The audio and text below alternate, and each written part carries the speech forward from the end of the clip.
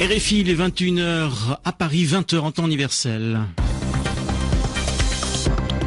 Edmond Sadaka. Bienvenue si vous nous rejoignez, c'est l'heure du journal en français facile, présenté en compagnie de Zéphirin Quadio. Zéphirin, bonsoir. Bonsoir Edmond, bonsoir à tous. Et on va commencer par les titres de l'actualité de ce mardi 17 novembre 2015. Et une nouvelle fois Edmond, ce sont les suites des attentats de Paris et Saint-Denis qui vont constituer l'essentiel de ce journal. L'enquête d'abord, l'homme que l'on soupçonne d'être le 8e terroriste, Salah Abdeslam, est toujours en fuite en Belgique, peut-être lourdement armé. La Belgique a relevé son niveau d'alerte et va le maintenir tant qu'il n'a pas été retrouvé. Côté diplomatique, les lignes bougent depuis les attentats de Paris. François Hollande se rendra à Washington le 24 novembre pour y rencontrer Barack Obama, puis à Moscou 2 jours plus tard pour un entretien avec Vladimir Poutine, le président russe. Les présidents français et russes se sont entretenus par téléphone. Aujourd'hui, ils se sont mis d'accord pour coopérer de manière plus étroite dans la lutte contre les djihadistes. Et puis sur le terrain militaire, la Russie intensifie ses frappes contre des lieux tenus par le groupe État islamique en Syrie. Et la France vient, elle aussi, de mener de nouvelles frappes ce mardi soir. Voilà donc pour les titres de ce journal en français facile.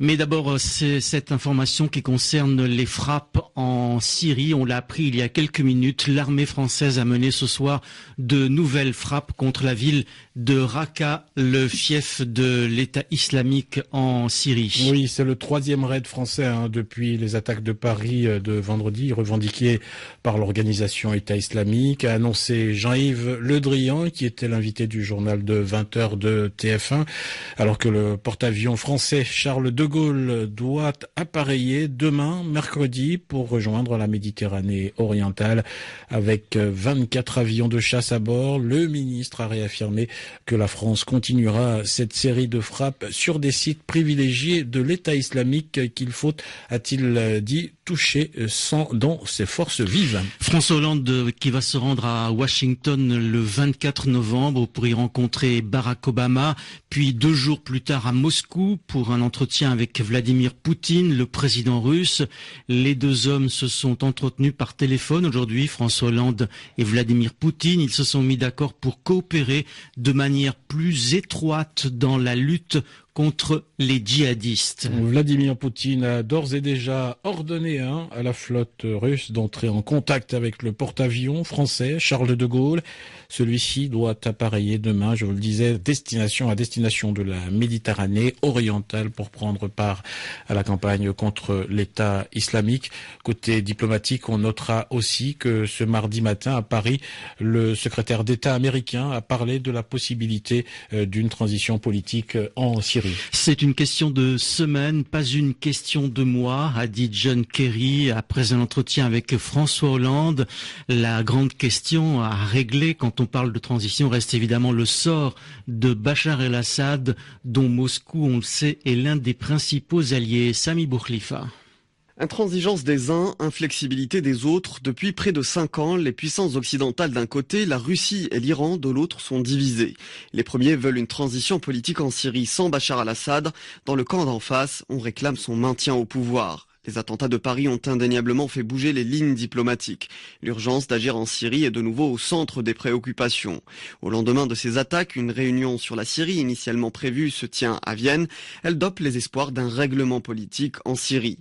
Les principaux acteurs régionaux et internationaux sont réunis. Fait inédit, tous signent un compromis. Bachar al-Assad devra dialoguer avec son opposition d'ici la fin de l'année. Dimanche, autre fait marquant, des signes de réchauffement entre Américains et Russes à la suite d'un entretien surprise sur la Syrie entre Barack Obama et Vladimir Poutine. Lundi, c'est au tour de la France. Le président François Hollande décide une inflexion de la politique étrangère française. Désormais, dans la lutte anti-djihadiste, Paris et Moscou sont dans la même coalition.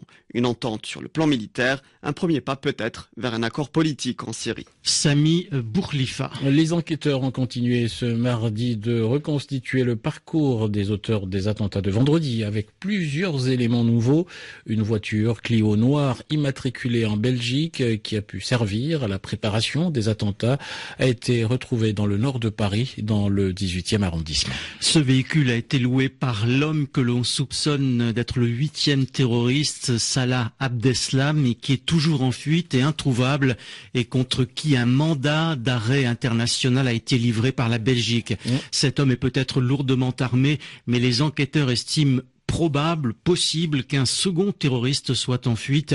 La Belgique a d'ailleurs relevé son niveau d'alerte et elle va le maintenir tant que cet homme n'a pas été retrouvé. Et puis on sait que la piste belge est très très vite apparue après les attentats en France la semaine dernière. D'ailleurs, l'enquête se dirige désormais en très grande partie vers la Belgique. Et comme après tout attentat, des questions commencent à se poser à propos d'éventuelles failles, de possibles faiblesses de l'appareil de sécurité en Belgique. Et certains membres du renseignement français pensent que leurs homologues belges ont dû rater l'identification de personnes dangereuses, ou alors qu'ils n'ont oublié de transmettre ces informations à la France. Comment réagit-on à ces critiques à Bruxelles? Voyons cela avec notre correspondant Pierre Benazet.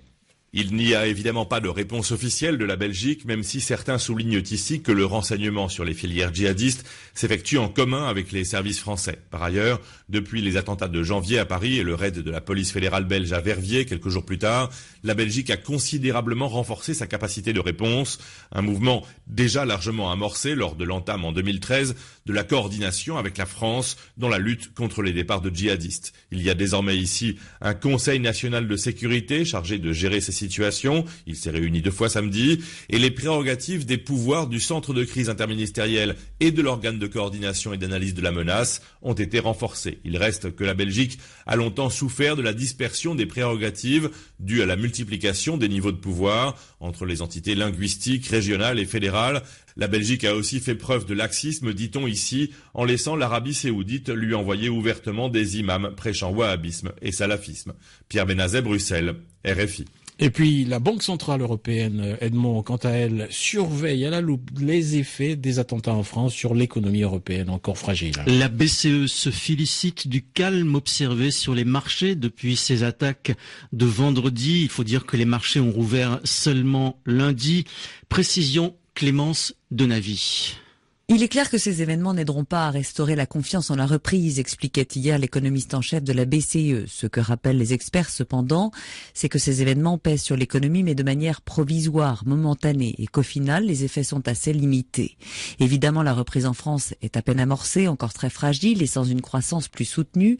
Le chômage restera au niveau de celui que l'on connaît aujourd'hui et ne devrait pas baisser avant plusieurs mois.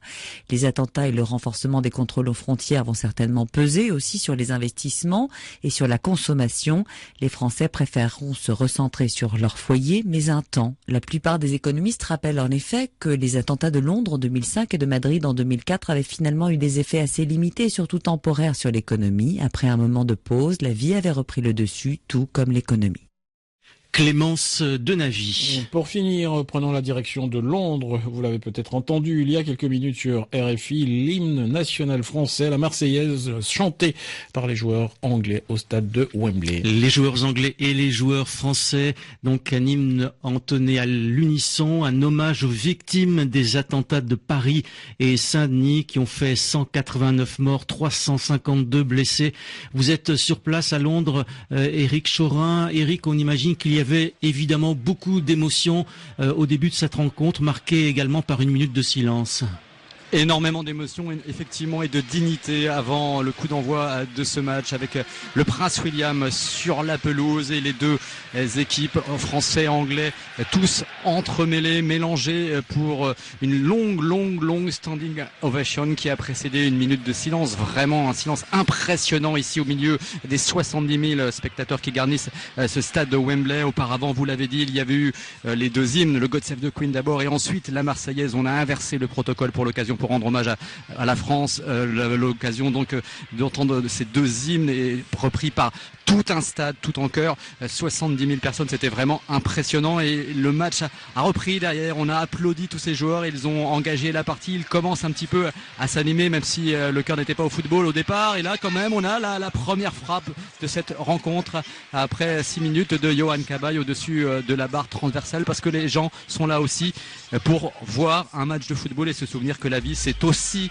le football, aussi le spectacle, aussi aller boire un verre en terrasse. Merci Eric Chorin en direct de Londres et c'est la fin de ce journal en français facile.